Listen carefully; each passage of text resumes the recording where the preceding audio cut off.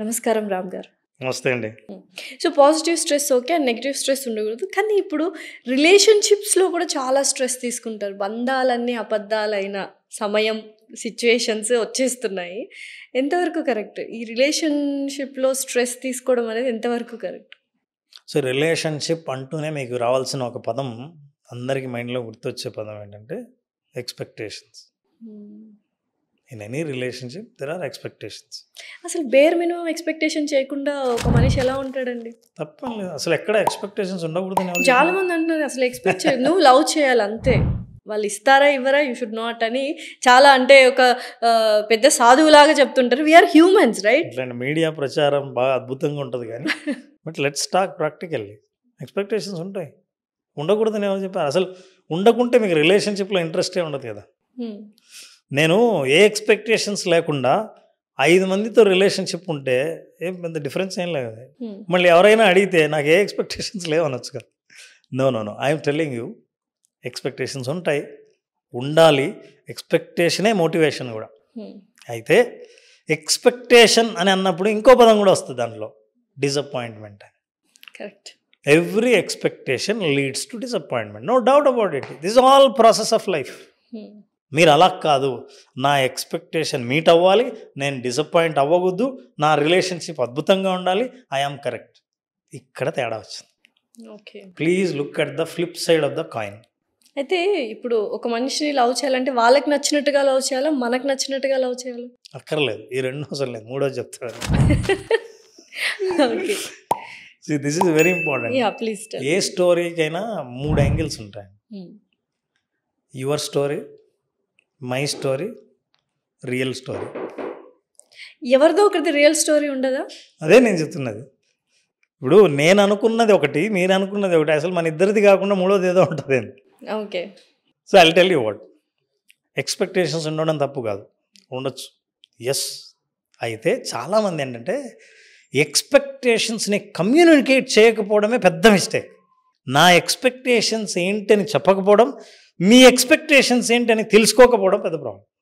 కానీ ఇప్పుడు చాలా మంది ఎక్స్‌పెక్టేషన్స్ చెప్తున్నా అది ఇవ్వలేని పరిస్థితిలో కూడా చాలా మంది. That is what I'm saying.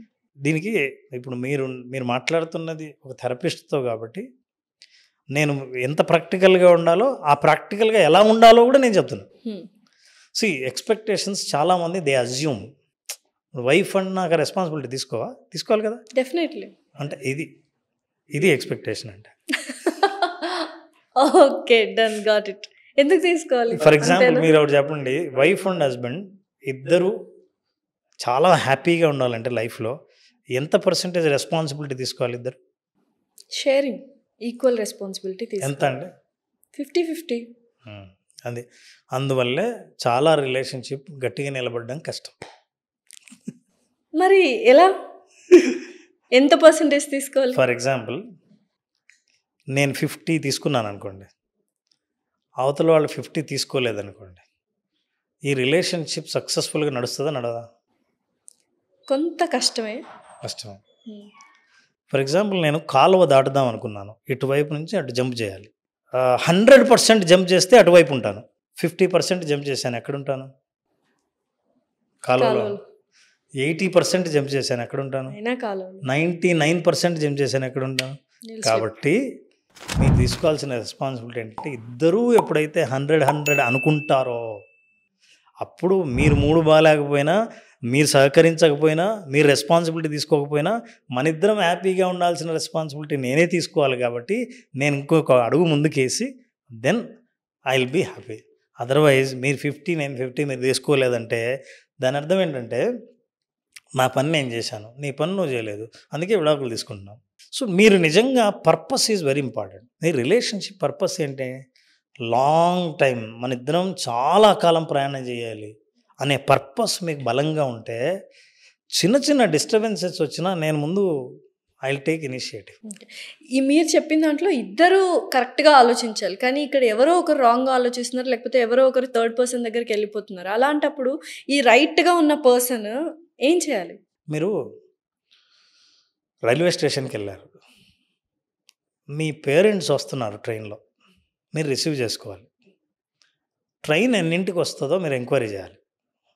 Enquiry కౌంటర్లో జనాలు ఉన్నారు ఫుల్గా. మీరు ఎప్పుడు అంత జనంలో వెళ్ళడం మీకు ఇష్టం లేదు, కౌంటర్ దూరంగా ఉంది, మీరు ఏం చేస్తారు? వెయిట్ చేస్తాము, లేకపోతే జనాలు వస్తూనే ఉన్నారు, ఇంకా వస్తూనే ఉన్నారు జనాలు. యాక్చువల్గా పేరెంట్స్ రిసీవ్ చేసుకోవాలి కాబట్టి విల్ గో, రష్లోకి వెళ్ళిపోతాము. ఏ ప్లాట్ఫామో ఇంకా తెలియాలంటే అతని కౌంటర్కే తెలుసు. అతని దగ్గర చాలామంది జనాలు గుమిగూడి ఉన్నారు, మీరు వెళ్ళిపోతాం, మీరు అయినా తీసుకునే వెళ్తాం. అతని యాటిట్యూడ్ సరిగా లేదు ఎంక్వైరీ కౌంటర్లో, ఏవో అని అంటున్నాడు. మీరు ఎవరితో ఇంతవరకు అట్లా అనిపించుకోలేదు, కానీ అతను అట్లా మాట్లాడుతున్నాడు. కానీ రిక్వెస్ట్ చేయాలి, తప్పదు.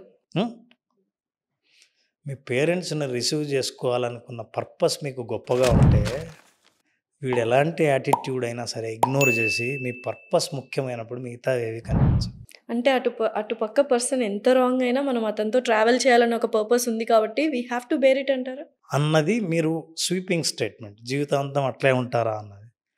కానీ మీరు ఈ రెస్పాన్సిబిలిటీ ఎప్పుడైతే తీసుకున్నారో, అవతల వ్యక్తి తీసుకోకపోయినా ఇప్పుడు నేను తీసుకోవాలని ఎప్పుడైతే అనుకున్నారో, అవతల వ్యక్తి కావాలని అసలు వదిలేయాలని అనుకోరు. కాబట్టి మీ యాటిట్యూడ్ని అబ్జర్వ్ చేసిన తర్వాత అవతల వాళ్ళ యాటిట్యూడ్ మార్చుకునే అవకాశం ఉంది. అమ్మ పిల్లలకి భోజనం తినిపించేటప్పుడు పెరుగన్నం తినడు, మీరు చిప్స్ ఇస్తే తింటాడు, ఆలు చిప్స్ బాగా తింటాడు, ఫ్రైడ్ ఐటమ్స్ తింటాడు, పెరుగన్నం తినడు. అమ్మ ఏం చేస్తుంది? ఆలు చిప్స్ ఇస్తుందా, పెరుగన్నం తినిపిస్తుందా? తినడు, ఏడుస్తుంటాడు. అప్పుడు ఏం చేస్తుంది? బుజ్జగిస్తుంది, ఏడుస్తుంది, తిడతాడు, ఇసిరి కొడతాడు, అమ్మ ఇష్టం లేదంటాడు, పెరుగన్నం పెట్టందే ఒప్పుకోదు. నువ్వేమనుకున్నా అమ్మ మంచిది కాదు, యూఆర్ సో బ్యాడ్ అని అంటాడు. అంటే అమ్మ ఏం ఫీల్ అయితే, నన్ను బ్యాడ్ అంటావు అయితే నేను పెరుగన్నం పెట్టాను అని అనదు. సో ఐఎమ్ సేయింగ్ డిఫరెంట్ యాంగిల్స్ని మీరు చూస్తే మీ రిలేషన్షిప్ పర్పస్ ఎంత, మీకున్న ఇంటెన్షన్ ఏంటి, ఎంత దూరం ప్రయాణం చేద్దాం అనుకుంటున్న దాన్ని బట్టి మీ యాటిట్యూడ్ ఉంటుంది. Okay, right. సో నేను సంపాదిస్తున్నాను, మీరు సంపాదిస్తున్నారు, బాగా 50-50 అయితే ఓకే. 49 వచ్చి 1% తేడా వచ్చినా సరే I have lot of options, ఈ క్షణమే ఈరోజు ఈవినింగ్ ఆప్షన్స్ తీసుకోవాలి అని అనుకున్నప్పుడు అది కత్తి మీద సాములో ఉంటుంది. సో అయితే మీరు అన్నట్టు ఇప్పుడు మానవ సంబంధాలని ఆర్థిక సంబంధాలేనా? ఇప్పుడు కాదు, ఎప్పుడు మానవ సంబంధాలన్నీ ఆర్థిక సంబంధాలు.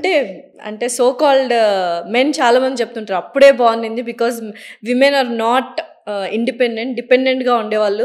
సో వాళ్ళ ఇంట్లో వర్క్ చేసుకునే వాళ్ళు, మేము తెచ్చి సంపాదించి పెట్టేవాళ్ళం, అప్పుడు ఎటువంటి ప్రాబ్లమ్స్ లేవు. ఇప్పుడు ఇద్దరు సంపాదిస్తున్నారు, డిపెండెన్సీ ఏం లేదు, కాబట్టి డివోర్స్లు, రిలేషన్షిప్లు, గోలలు ఎక్కువైనాయి అంటారు.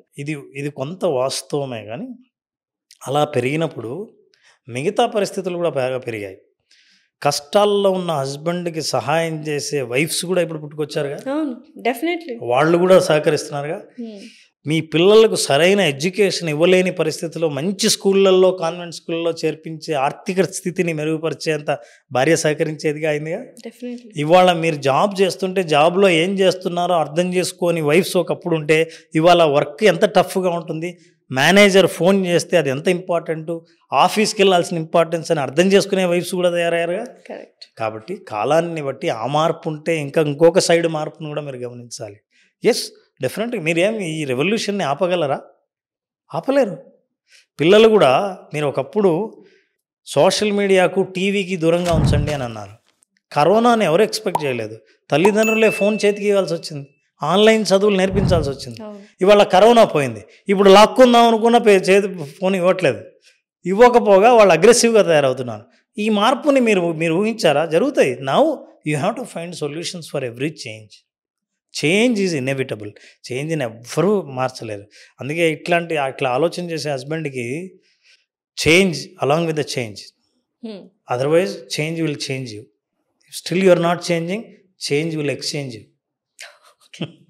డెఫినెట్లీ అదే జరుగుతుంది. ఇప్పుడు ఎక్స్చేంజ్ ప్రాసెస్లే నడుస్తున్నాయి, అంతే జరుగుతుంది.